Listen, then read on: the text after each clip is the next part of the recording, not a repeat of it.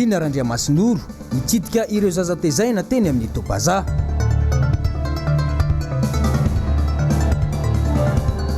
Fanindrena gouvernoura ampy mambam-pahefana hoy maître Olala.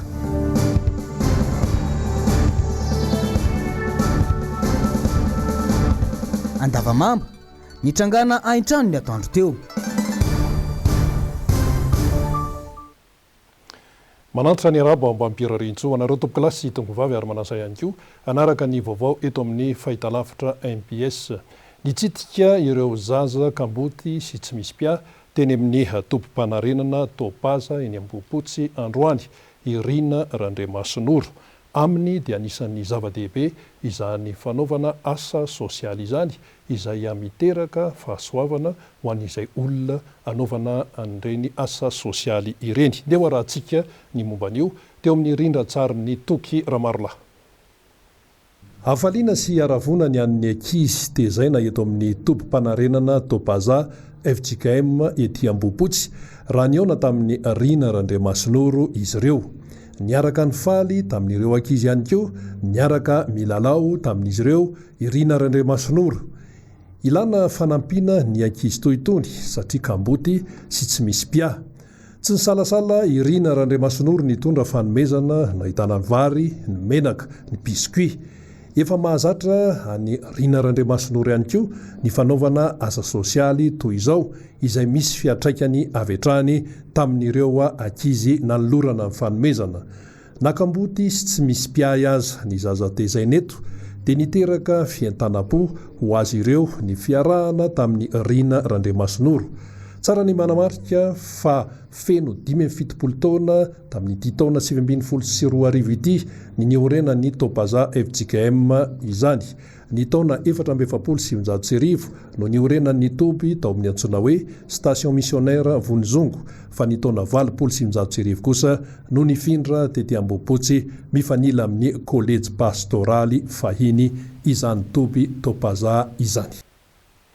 Eo amin'ny fiainam-pirenena kosa naneho ny heviny momba ny fanendrena gouvernoura paritra nataony ny fitondrana tamin'ny alalan'ny didim-panjakana na ny décret ny pailalana ny maître Willy Razafindratovo na i Olala aminy dia tsotra ny fandikany ireny toe-javatra ireny fanaovan'ny fitondram-panjakana ampy-mambam-pahefana. Toy izao ny taty vaovao momban'io hoentin'ny Germain Nomenjanahary sary ny Toky Ramarola. Tsy fanitsahana lalam-panondrenana fotsiny ihany no ataon'ny fitondrana ankehitriny fa ny fanovana ankolaka amin'ny alalan'ny didim-panjakana ny lalam-pandrenana izay no safidiam-bahoaka. Manangatsanga sahady ny isin'ny alabato amin'ny fifidianana amin'ny endriny hafa indray. Tahaka izao ihany mantsy no fihetsika izay nataon'ny fitondrana ankehitriny nandritra ny fifidianana osolombavambahoaka ny amin'ny fanoloana sy ny fanesorana ireo fokotany tao anatin'ny fanomanana ny fifidianana tanteraka. Hatramin'izao nefa ny tsisy resaka. Ny fifidianana efa atao. Ny any voasoratra ao amin'ny article 154 dia hoe ny lehibe an'ny faritra zay no hita. Ary lalam-panorenana no iorena ny firenena. Gouverneur misy izay tsy ao anaty lalam-panorenana ka manay izahay satria amin'izao fifidianana ho avy izao aminay MCF izay efa nametraka ary efa nangataka tamin'ny na tamin'ny CNI na tamin'ny mpitondra fanjakana na tamin'ny ACC na tamin'ireo ratsamangaiky mpitondra eto dia nangataka izay nana interpellation zay amin'le hoe jerena aloha ny lalam-pifidianana. Ny fanajan'ny mpitondra ny lalàna izay napetraka no ahatandalana ny Madagasikara. Tsy fanaran-dalana tsotro zao ny fanendrena io gouvernoura io satria mazava ny voalaza ny lalam-pandrenana. Chef de région no anatin'io zavatra io sady élu fidina nosolona fotsiny amin'izao hoe gouvernoura sady décret io manova lalam-pandrenana.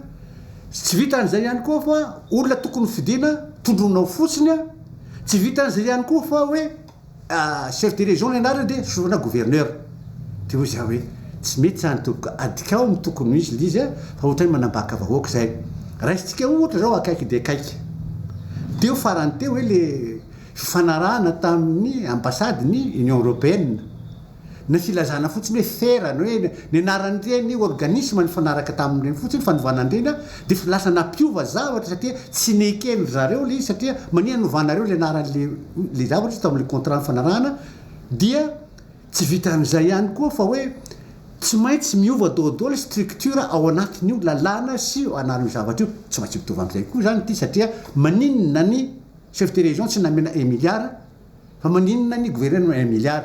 Nambaran'ity mpahay lalàna ity fa misy ny tetika politika ambadika ataon'ny fitondrana amin'izao fanapahan-kevitra tsy manara-dalàna izao. Fanimbana hoe fanosoloana fotsiny anarana izy manova zavatra be dia be zany fa tsy hoe atsotsorona fotsiny ny anarana fotsiny ingeny novaina dia inona koa mampaninina zany dia ho zao hoe ohatra atao azay hoe anarana fotsiny novaina rehefa ifidy aho hoe zany hoe chef de région na hoe président fokotany na maire commune dia za hoe aza atao maire tsony ny anaran'izy io aloha amin'izao fa atao hoe président république ny commune zao atao ato amin'izao saman'izao raha ifidy ilay zany hoe fokotany dia hoe président république ny hoe fokotany zao dia salam'izao ka salam'izay zany hoe le anarana iny novaiko zany fa zany tsy nanimba zavatra pitsy fa le au lieu de tonga dia nytanàna teneniko hoe maire liza na président fokotany dia ataoko hoe président république ny commune zao na président république ny fokotany zao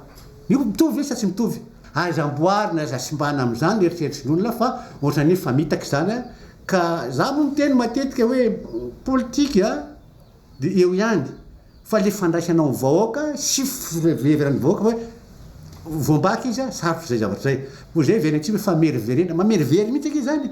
Ahina tanteraka ny rosoan'ny Madagasikara any amin'ny fitondrana sy ny fitantanana jadony raha ny zava-misy no jerena. Ny solombavam-bahoaka sy ny ben'ny tanàna ihany zany no ahafahan'ny malagasy maneho ny safidiny fa ankoatra ireo dia olombotendry avokoa. Ahina ho foana tanteraka ny antsoina hoe décentralisation. Ny mpitondra no tokony modely voalohany amin'ny fanajana lalàna fa tsy ho mpitaribato vilambava. Fa ny solombavam-bahoaka fetra izay voafidy tao amin'ny boriboritany fadimy tamin'ny anarany atoko tiako Madagasikara ihany koa dia naneho hevitra momba ny hoe fanendrena gouvernorat paritra tamin'ny alalan'ny didim-panjakana na ny décret io amin'ny dia fizorana makany amin'ny didy jadona no ataon'ny mpitondra. Vaovao entin'ny Laurette Berton sariny Mano Randremalala. Tsy misy mifanaraka amin'ny lalam-panorenana ny fanapahan-kevitra raisin'ity fitondrana ity ary mbola porofin'izany izao fanendrena gouvernorat paritra izao. Miezaka maneho hevitra avokoa ireo olona akaiky ny mpitondra amin'izao mamorona fandraisan-dahatra anodinana ny sain'ny olom-pirenena sy hanamarinana iny fanendrena gouvernorat paritra nataon'ny fitondrana iny.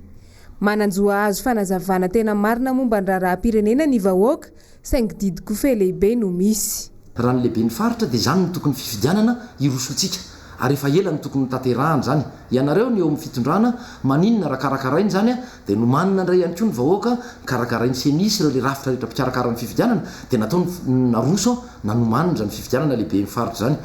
Mba lazao anay hoe aiza ho aiza ao anatin'ny lalàna na ny lalam-panorenana misy zany hoe ho tendrena ny gouvernorat.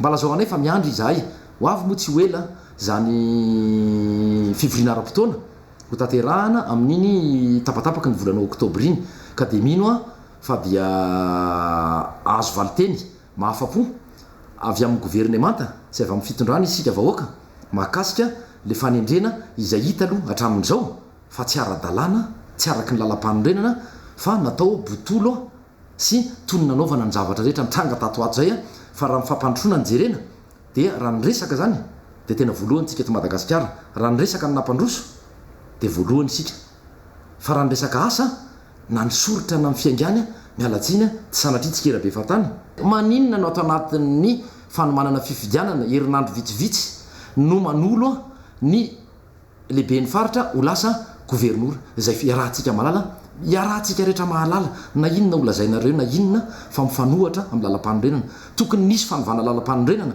tokony nisy fanodinianana zany alohan'ny nanendrena zany gouverner zany. Andraikitry ny solombavam-bahoaka ny manara-maso sy manakihana ny tsy mety ataon'ny fahefanam-panatanteraka araka ny lalana velona eto amin'ny tanin'ny Repoblikan'i Madagasikara. nanizingizina nisy olombavambahoaka lany tamin'ny alalany antoko tiako Madagasikara fa fanitsakitsahana ankitsirano ny lalam-panorenana iny fanapahan-kevitra no raisin'ny filakevitry ny minisitra farany teo iny.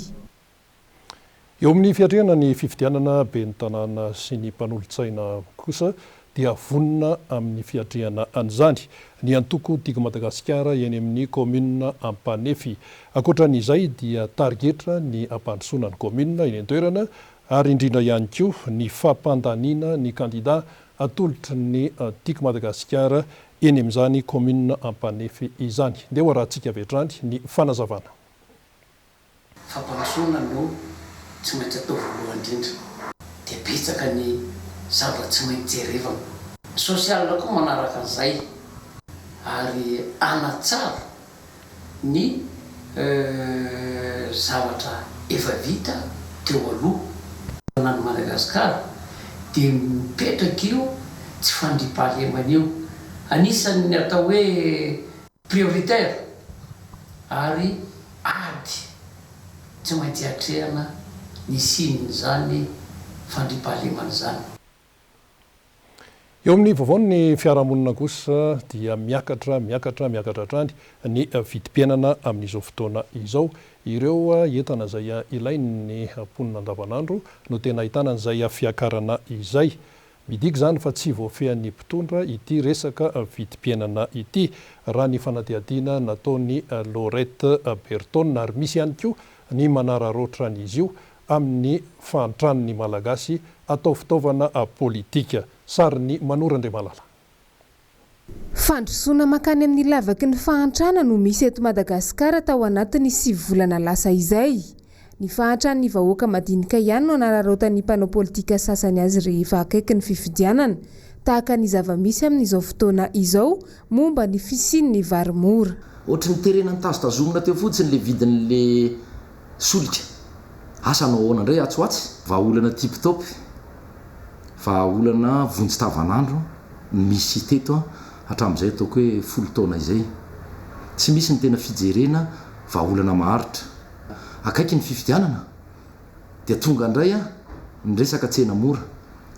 Raha aloha tsy vahaolana maharitra izy no manimba ny atao hoe fivelomany sy ny fiarin'ny tantsaha satria vary amidiny vidiny mora dia simba zany ny fiarin'ny tantsaha mpamboly vary.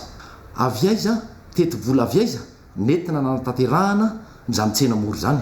Fa maninona ny rehefa akaiky fifidianana no mivoaka ny resaka vary mora sy ny menaka mora. Tokony angarara ary tokony hovalininy eo amin'ny fitondram-panjakana maefa mpanatanteraka izany fanontany izany amin'ny masolom-bavambahoaka anay. Fotoana tokony hahatonga saina ny vahoaka malagasy izao fiatrehana fifidianana kominaly izao mba tsy ho tonga eo ampelantanan'ny vahiny ny tanin'ny malagasy mpitrongo vahoomana. Tsy ratsy mihitsy ny atao hoe tetikasa sy ny tanàna vaovao tanamasoandro. Ny vary mora atao nefa totofana ny tanimbary.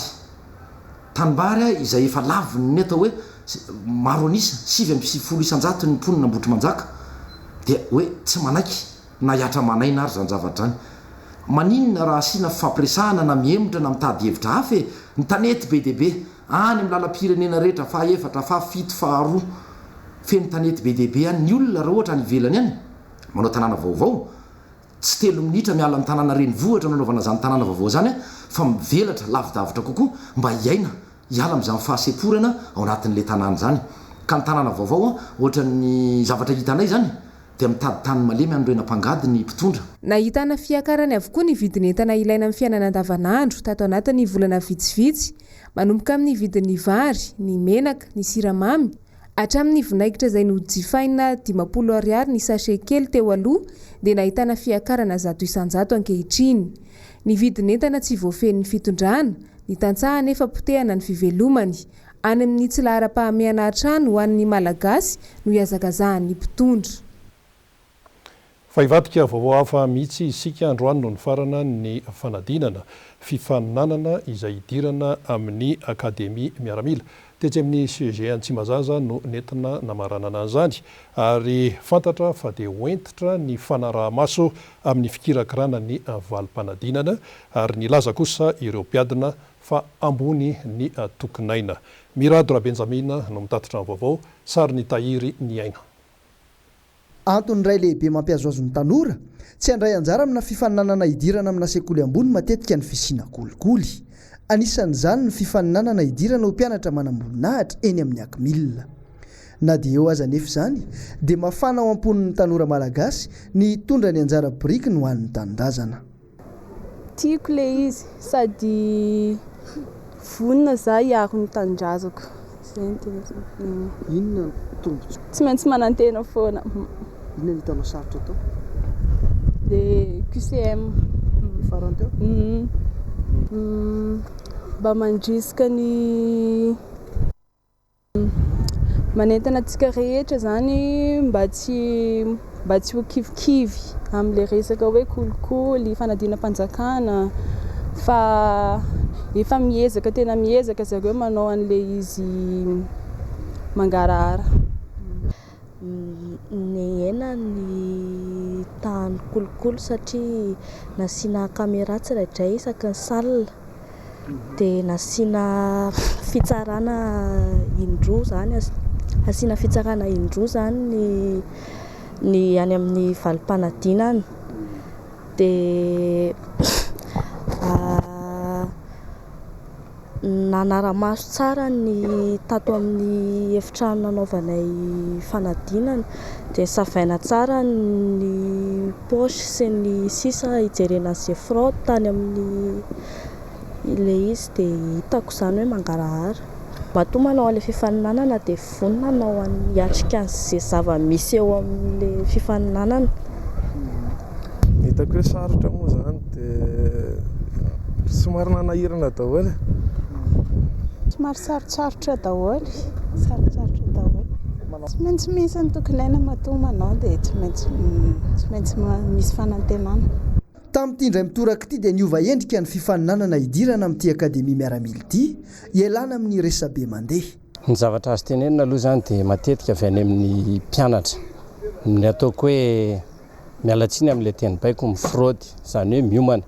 Ary eto dia efa manipika sady fa tamin'ity fifaninanana ity dia nisy tany amin'ny faritra ny fianaratsoa tratra noho ny fisian'izany fampiasana izany caméra de surveillance zany ny fandraisan'ny surveillant andraikitra amin'ny zavatra salan'izao. Ary eto koa dia tsy pihako anankiray satria ny fifaninanana tahaka itony dia misy hatrany amin'ny province. Izany fifaninanana izany dia miara-manomboka fa tsisy hoe manomboka ny teto Antananarivo afaka ora vitsivitsy eo manomboka ny tany amin'ny province fa miaraka daholo amin'ny province anankely. Izany efa isan'ny fisorohana ny kolikoly izay mety ao anatiny mety iseho ao anatin'ny fifaninanana tahaka an'izao.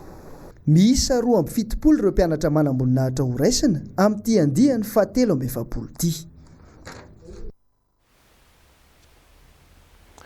Eo amin'ny fampandrosoana ny tanàna Antananarivo kosa dia miatraika amin'ny vantana avy hatrany any amin'ny fiainan'ny olona ny asa izay ataon'ny anivon'ny komina Antananarivo renivohitra tarihan'ny ben'ny tanàna lalao Ravalomanana. Profon'izany ohatra ny lalana malalaka izay miditra any anaty tanàna izay vita tsara amin'ny alalan'ny rarivato ao Ampiasarety ao ary fokotany 3 avy hatrany no misitraka an'ity asa ity. Dia ho arahantsika ny tsara ho fantatra momba an'izay teo amin'ny rindran-tsarin'ny tahiry ny aina. Mampiavaka ny ety amin'ny faritra Besarety ny fisian'ny arabe miditra any anaty tanàna. Sahirana ny mponina sy ny mpandalo taty amin'ity toeran'ity nandritra ny taona maro satria nanjaka ny fotaka sy ny vatovato teo ihany koa ny vofoka rehefa maina ny andro. Nandray ny andraikitra avy hatrany ny komina Antananarivo renivohitra tarihan'ny ben'ny tanàna lalao Ravalomanana. Teo koa mazava loatra ny boribory tany fahatelo tarihan'ny délégué sy ny mpiara-miasa aminy ary tsy adonona ny fokon'olona ety an-toerana. Nanao rarivato izany lalan'izany izay mirefy eo amin'ny 13 metatra ary 3 metatra kosa ny sakany. Taloha izany teto amin'ity lalana ity tena mampijaly sady fotaka be tena mijaly mihitsy izay majinika ety ambanimbany ety amin'ny ivety fa tena nanenkizy ary eto fa tena tsisy lalovana satria vao mivoaka dia fotaka. Teto taloha moa izany dia toerana ratsy, tsisy zavatra hoe madio tsara fa amin'izao fotoana izao dia efa hitanareo hitantsika menakavy izany fa vita ny lalana. Teknika avolenta no nampiasaina vita ary ny lalana ankehitriny ka afa-pahasairanana ny mpitondra fiara sy ny mpandeha tongotra na mitondra entana io na tsy. Fokotany 3 avy hatrany no mahazo tombontsoa dia ao ny fokotan'ny besarety, ny fokotanina mpandrana besarety miampy ny fokotanina mpandrana tsinanana. Noho ny fahaseranana tamin'ity lalana misy ety amin'ny besarety ampandrana ity elakelan-tsano ity zany aty isakely lalana mody ety amin'ny fokotany anankitelo ity besarety ampandrana dia ampandrana besarety dia besarety dia misaotran'ny mpikarakara azy zay fa tamin'ny andro ny fisian'ny faratsian'ny lalana efa 40 taona zay ty efa niezahana nangatahana lalana olona karazany 40 ty nanao taratasy angataka fanamboarana ka noho izao fahavitany zao dia andalam-pahavitany zao dia misaotra anareo commune Tananarivo zay nanolo tena sy nanome fitaovana mikarakara n'ity lalana ity izay poniny ety manodidina.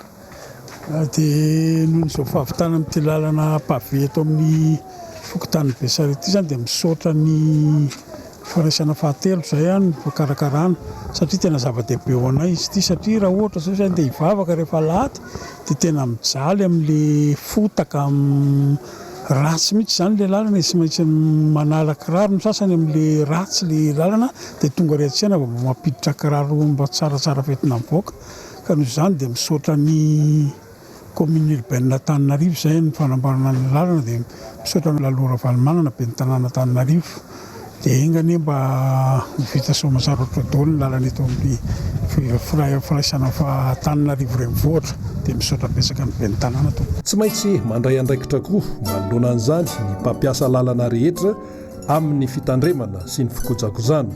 Soiombonana raha teo ny fototra-fitrasa toy izao lalana miditra ty anaty tanàna ty amin'ny faritry besarety izao izay misy fiantraikany avy hatrany amin'ny fiainan'ny mponina isan'andro. Fa manamarika ny faharoapolo taona izay nisiny ny ao anivon'ny polisy munisipaly eto amin'ny commune Antananarivo renivohitra zava-poana ny asa atao rehetra raha tsy miankina amin'Andriamanitra ary izany indrindra no antony nanantanterahana ny fotoam-pivavahana tetsy amin'ny FJKM tsy ny Mahamasina tamin'izay fanamariana ny faharoapolo taona ny polisy munisipaly izay. Noro fitiavana no mitatotra ny vaovao sary ny tahiry ny aina. Anatin'ny 20 taona niezaka hatrany ny teo anivon'ny polisy munisipaly eto amin'ny tanàna n'Antananarivo tamin'ny fandaminana sy ny fandrindrana ny tanàna n'Antananarivo renivohitra. Ao anatin'ny fankalazana ny faharoapolo taona izy ireo ankehitriny efa mibanjina sady ny 20 taona ho avy. Nanome toky ny polisy munisipaly fa ezaka hatrany hamita ny asa nampandraiketina azy ireo ny amin'ny fanohizana ny vinany be ny tanàna. Loha hevitranympanana an'ity fitaopan-kalazana ity moa polisy municipale andro ny filaminana ho fampandrosoana ny tanàna Tananarivo dia mazava ho azy ao anatin'izany mitohy ny fandrindrana ny famovozana izay hitantsika fa dia tena mampiteny mona indraindray amin'ny fisian'ny fanamboaran-dalana sy ny mety fisian'ny tsy fandeferana sy ny gaboraraka etsy eroa. Toy ihany koa ny fandaminana ny tsena ary mitoy ihany koa ny asa manakaiky ny vahoaka izay tanterahan'ny polisy municipale. Ho fanamafisana ny fahaiza-manao sy ho fanatsarana ny kalitaon'ny asa ary mba hahafana mandray ireo polisy munisipaly vaovao.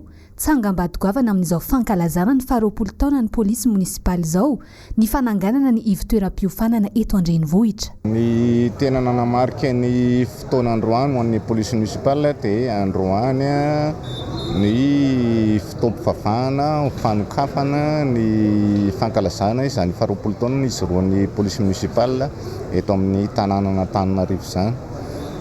Ny antony dia mazava ho azy fa raha tsy eo ny fitahian'Andriamanitra dia tsy tody amin'izany fahatrarana ny faharoapolo taona izany ny vondron'ny polisy municipale eto amin'ny tanàna Tananarivo.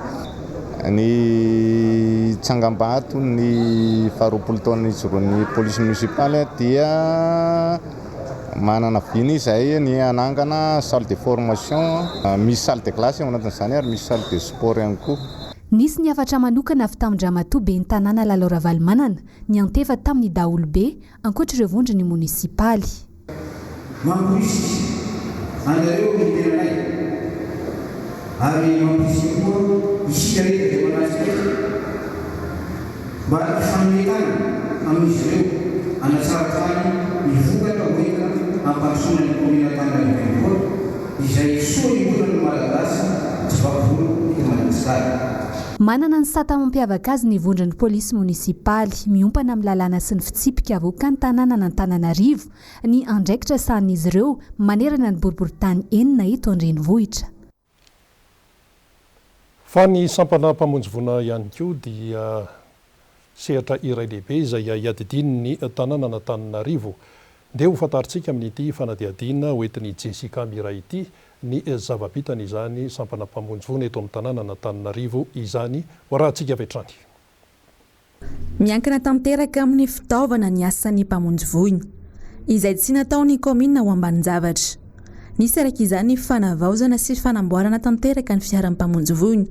Teo ihany koa ny fanamboarana ny moteran'ireo ambulance ary fanamboarana panneau de signalisation. Toy izao manaraka izao araka izany ny tatitry ny vonjy-voina vitan'ny pompier. Ny hena 10 isanjato ny fahasimbanana teraky ny afo. Ny hena 10 isanjato tahaka izany ihany koa ny fahaverezany ain'olona. Mahery ny 10 ny vonjy-voina vitan'ny pompier. Famonoana afo mahery ny 770 ny vita, izany hoe 420 isanjato. Famonjena olona 420 730 isanjato. Famonjena olona manty andrano na noyady 70 na 3 isanjato.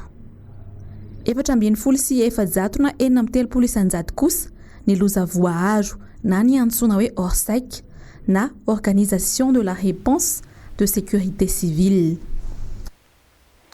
Fa tafiditra ao anatin'ny fanatsarana ny tanàna n'Antananarivo ihany koa ny tontolon'ny fifamoivoizana izay tena iainan'ny besinimaro eto amin'ity Antananarivo ity isanandro. Misy ny tsara ho fantatra momba n'izay hoe fanatsarana ny tontolon'ny fifamoivoizana izay dia ho hiaraka amin'ny Lorette Berton isika momba an'io. Vita fanavaozana avokoa ireo marika famantarana momba ny fifamoivoizana teto an-tampon-tanàna n'Antananarivo renivohitra tao anatin'ny feam-potoana ny tantanandramatola Laura Valomanana ny renivohitra Gasikara. Misy teti-bola manokana tsy maintsy homanina amin'ny fanavaozana azy ireny, izay no ezahan'ny fiadidinan'ny tanàna n'Antananarivo renivohitra ny nanao izany na dia ny asa maina tsy nisy famatsim-bola avy amin'ny fitondrana fohy be aza nandritra io feam-potoana voalaza io. Lalana mirefy 370 sy 900 metatra toradroa no nohamafisina ireo marika amin'ny tandy na ny marquage au sol mba ho fanampiana ny mpampiasa lalana. Toerana 720 teto an-drenivohitra no nivolena plo teny amin'ny sisin'arabe ho fandaminana ny fifamoivoizana. Takelaka famantarana marobe ihany koa no napetaka nosoloina ary nohavaozina tao anatin'ireto toerana manaraka ireto: Faravohitra ka hatreny Antaninandro, Anosy eo amin'ny Achiera, Tsarasaotra, Behoririka, Petite Vitesse, Analamahitsy, Ampasapito, Ampefilo, Ankorondrano, Ambojatovo, Ambohidahy, Ambatomaro, Ankadibahoaka ka ny Paka hatrany Andravoangy. Nasinina fanavaozana ihany koa ireo rond-point lehibe 4 ao anatin'ny boriboritany enina dia ny etsy Ampasika, Ampasapito, Antaninandro ary ny eny Masikôty. Santionany amin'ny asa fampandrosoana vitan'ny fiadidina ny tanàna n'Antananarivo renivohitra ireo tao anatin'ny 4 taona mahery.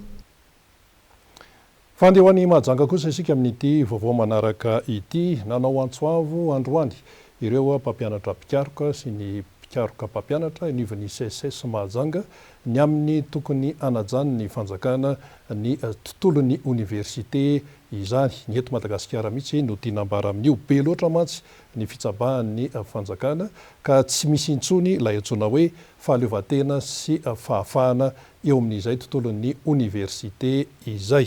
Dia ho rahantsika ny taty vaovao miaraka amin'ny Jessica Miray teo amin'ny sarin'ny MBS Mahajanga.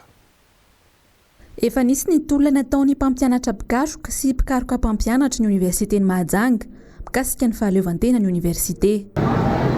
Ny autonomie universitaire dia tolona nataon'ny mpampianatra mpikaroka sy mpikaroka mpampianatra nandritra ny 3 taona 1962 à 1992 ka ny taona 1992 vao nandresy io tolona io. zay nivoany ordonnance 092 030 zay milaza mazava tsara ao amin'ny andininy voalohany fa ny université dia manana autonomie pédagogique, scientifique, administrative ary financière. Voaososy anefa fahaleovantenany université io ankehitriny satria tsabahan'ny fitondrana avokoa ny fitantanana. Indrisy anefa nandritry ny congrès élargi farany teo zay nataony 3 septembre 2019 dia nisy note de service maromaro navoaka ny fitondram-panjakana ka manitsakitsaka tanteraka ireo lafiny efatra amin'ny autonomie ny université ireo. Manamafy hatrany ny mpampianatra eo anivon'ny université fa tsy misy tokony hitsabahany ministera piany raharahany université satria mahaleo tena tanteraka ny fitantanana. Miendrika fandinganana andraikitra na subordination izao ataony fanjakana izao. Mariany ataona mantsy fa ny ministera fampianarana ambony sy ny fikarohana ara-tsiasy dia ministera piany université na ministère de tutelle. Ny tutelle tsy midika akory subordination. Ka noho izany ny université tsirairay tsy tokony andray baiko na teny midina avy any amin'ny ministera mikasika ny fitantanana ao anatiny. Tsabahan'ny fitondrana hatramin'ny fahafahan'ny mpampianatra ao amin'ny université ny fivoahan'izy ireo any ivelany. Nisy note de service nivoaka mantso ny andro vitsivitsy zay no milaza fa tsy mahazo mivoaka ny Madagasikara ny mpampianatra pikaroka sy ny pikaroka mpampianatra raha tsy mahazo alalana avy amin'ny filoham-pirenena na mampiasa na tsy mampiasa volam-panjakana.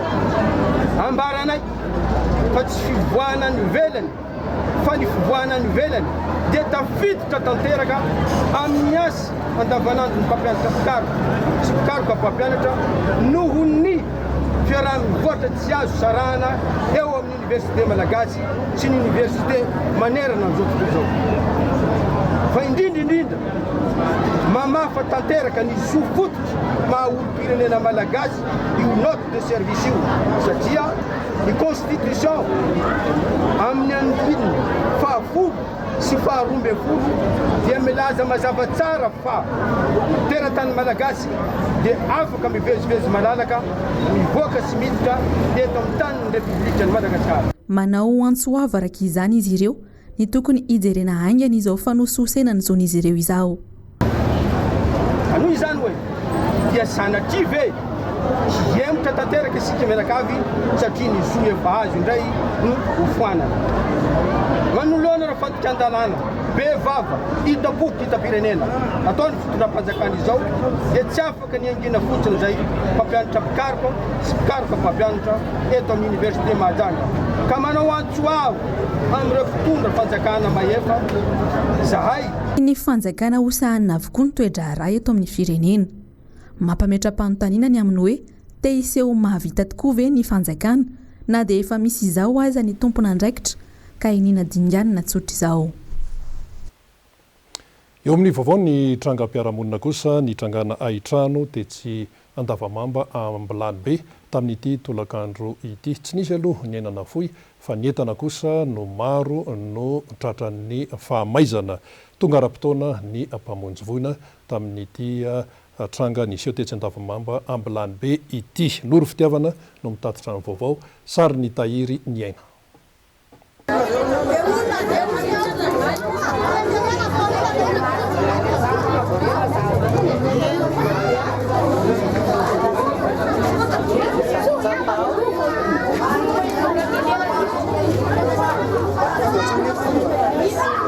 Tokony tamin'ny iray ora sy fahefany atoandro teo ny joalajoala ny avy tao amin'ny tokantrano iray tetsy Andavamamba Ambilany be tany amin'ny riana fahatelo vokatry ny firehetana ny tranga. Lehilahy iray voalaza fa tompontrano no antao an-trano tamin'ny fotoana ny trangan'ny loza. Mbola tao anatin'ny torimaso tanteraka io lehilahy io no nanomboka ny firehetana. Taitra tampoka izy ka nivoakaingana teny ivelany ary tafavoaka avy hatrany noho ny fanampiny manodidina. Dia vandrehatra be dia nisy nantsy vonjeo dia niditra izay dia ampiozy izy izay amona ty afo ty dia nanonjaka rano izay dia namoaka entana dia tsisy tafavoaka ilay entana fa mahay tao daholo dia nirodana ilay plafond dia izay ary nainga maty dia nitsoaka mivoaka izay. tsy nisy ny namony ainy saingy tsy vitsy kosa ireo entana potiky ny afo. Ilay lehilahy tompotrano kosa dia noentina avy hatrany teny anivon'ny toeram-pitsabony vokatry ny tsy fahasalamana tampoka tamin'ny fahatairana. Fotoana vitsy taorian'ny firetana tonga ny mpamonjy voina nandray ny andraikiny tamin'ny famonoana ny afo. Taorian'izay tonga teny ihany koa ny mpitandro ny filaminana. Izay moa nanampy anazy nanonjalonjaka andre rano dia very plafond moa nrotsaka dia aveo maizina be an'izay tonga tsy fakahitana ntsony dia aveo zany ngidina nitsoka aingana fa efa saika maty tao zay dia lehilahy moa efa fanina be izy dia izy koa tafidy nanaraka taminay fa efa saika izay moa zany efa tan-dakozia efa hitsery lalana ivoahana dia tsisy lalana ivoahana raha tsy teo amin'ny totohatsy ny totohatsy anisany mpiseza mibahana. Mbola tsy fantatra mazava ny fototry ny afo fa ahina ho court-circuit no nitarika tamin'ny loza raha ny fanazavan'ny ireo nanatry maso. Naritra adin'indray teo ny firetana vetivety dia maty kosa ny afo noho ny akingan'ny ireo mpamonjy voina. Fahidrany eto Antananarivo renivohitra ihany isika amin'ity vaovao manaraka ity manampy amin'ny fiainana andavanandro ny fahafantarana mialoha ny fahatapahan-dalana ny 9 oktobra 2020 sy 2020 avy izao dia isy indray ny lalana tapaka eto an-drenivohitra andeha ho fantaritsika ny momba an'izay. Ny fiadidina ny tanàna Antananarivo renivohitra dia mampandreny be sy ny maro indrindra ireo mpampiasa lalana fa mba ampizotra tsara ny hetsika ho fanamariana ny andro iraisam-pirenena ho an'ny positra dia arindra toy izao manaraka izao ny fifamoivoizana ny andro ny alarobia 9 oktobra 2020. Voarara ho an'ny fifamoivoizan'ny fiara rehetra tsy ankanavaka ireto lalana voalaza manaraka ireto manomboka amin'ny 7 maraina ka mandra-pahatapitry ny hetsika. Alarobia positra malagasy Ankorondrano, Antanimena, Soarano, Analakely, Gara Soarano. Koa ilazana ny tsirairay mba hanaraka ny toromarika omeny tompona andraikitry ny filaminana sy ny fandrindrana ny fifamoivoizana eny an-toerana. Dia izay ihany koa no namarana ny vaovao teto amin'ny fahitalavitra MBS isaorany ianao naharitra hatramin'ny farany. Samotahin'Andriamanitra veloma tompoko.